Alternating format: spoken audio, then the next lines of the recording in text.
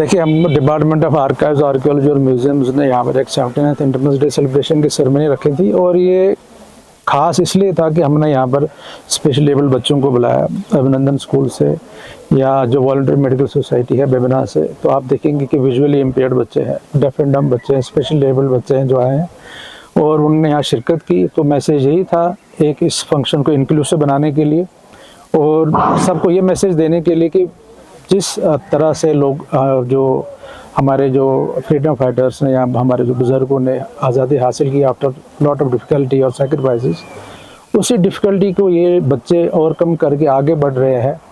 और उन्होंने आज, अगर आपने देखा होगा कि उन्होंने आज यहाँ पर नेशनल एंथम साइन लैंग्वेज में गाया, साइन लैंग्वेज में प्रेजेंट किया। So that was really heartening to see. तो वही एक मकसद था और सब लोग सोसाइटी में सेंसिटिव रहे towards this section of society also, because इनको किसी भी तरह से कम ना समझे, डिप्राइव्ड ना समझे।